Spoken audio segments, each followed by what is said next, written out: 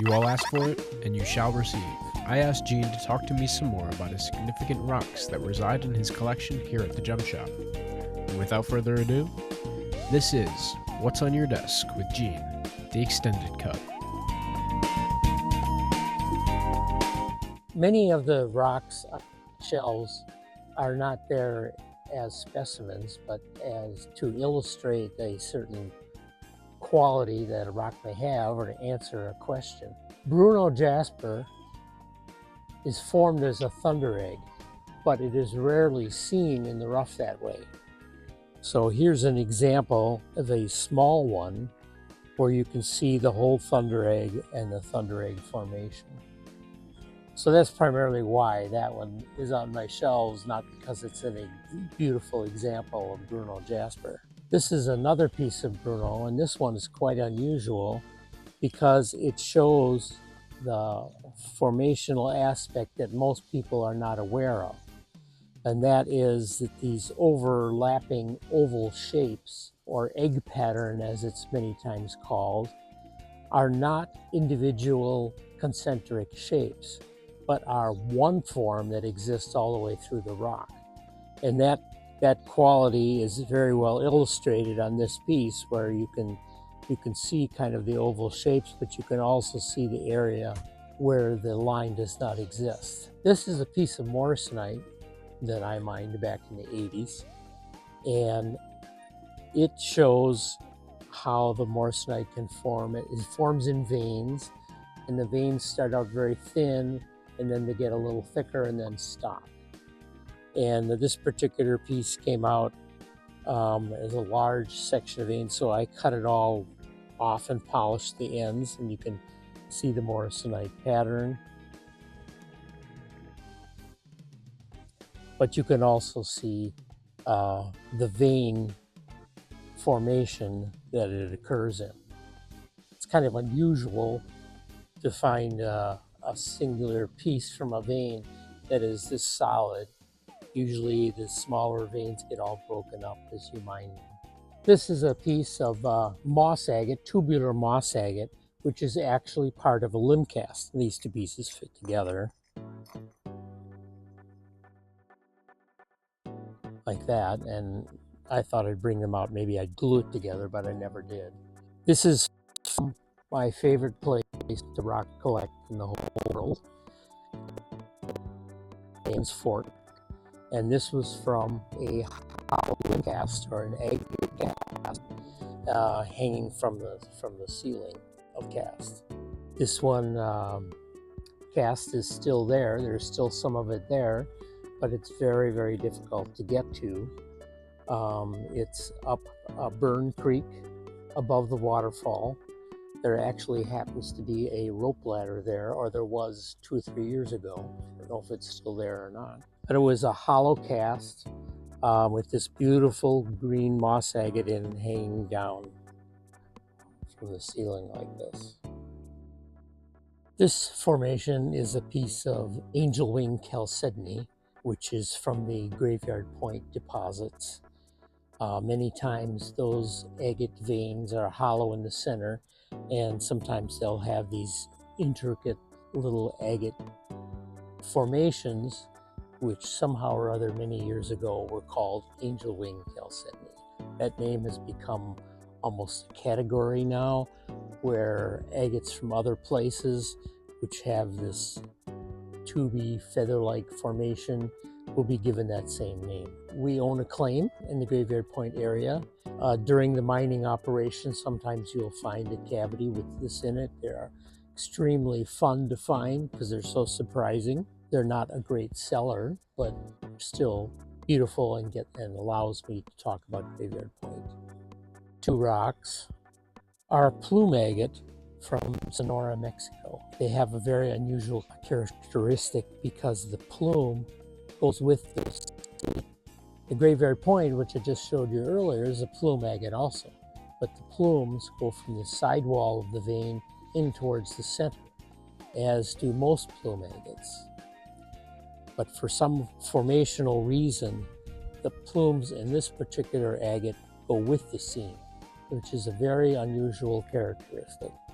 And that's why these two are up on the shelves, to illustrate that unusual characteristic.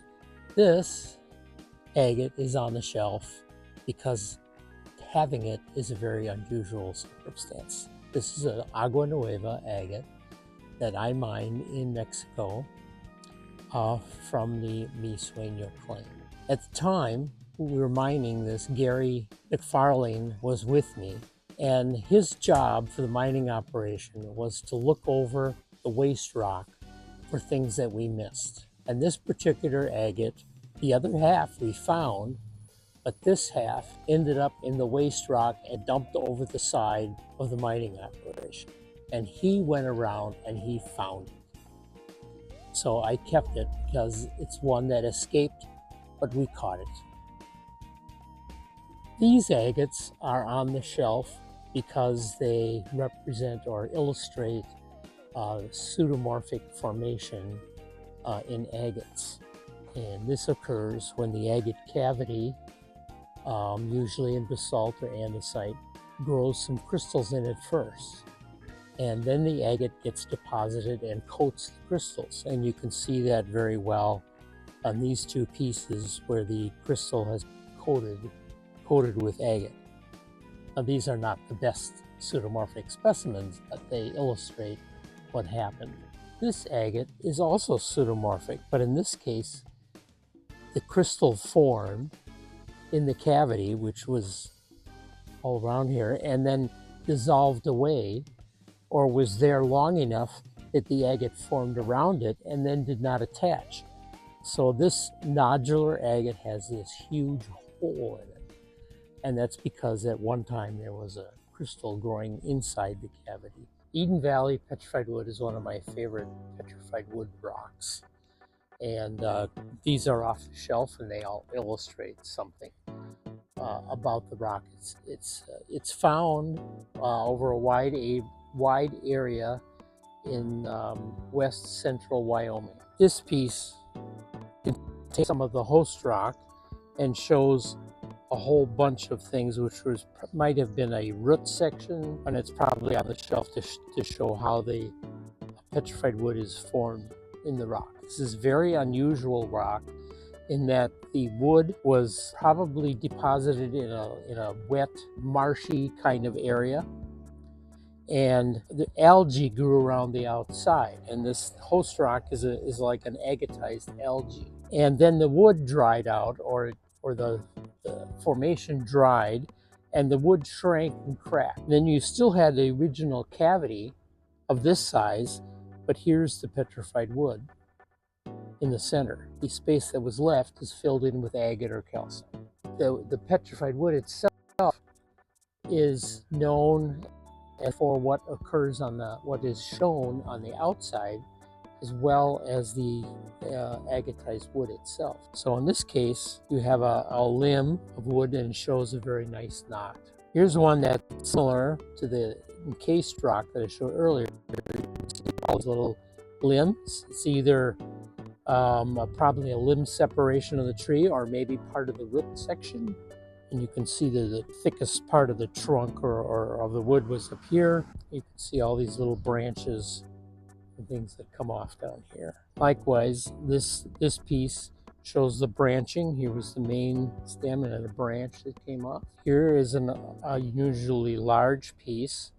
Now, all of these pieces had agate around them at one time, but as they eroded out, that has fallen off, and what you see is the piece of the wood as it would have looked when it was dried out. Here is a very interesting little piece. If you look here, you can see the bark had sort of a separation, like a reed or something like that. It was, I don't know what kind of bark that is, but it has those like steps on it. And then on the side, there is a very unusual little formation in there. I don't know if those are they could be woodpecker holes, but something else caused that little formation in there. This piece of petrified wood shows a whole bunch of little triangular or little spots in it. These are spots that occurred in hollow cavities caused when the wood dried out. So maybe the piece of wood died And then as it was drying out, it started to shrink in size, and these little separations occurred,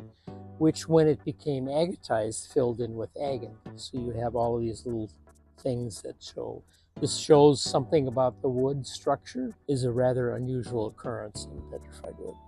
That'll be it for this more in-depth look at what Gene has above his desk. If you liked it, be sure to like and subscribe for more rock-related content, and let us know what you want to see more of in the comments below. Hope you all have a good day, and as always, thanks for watching.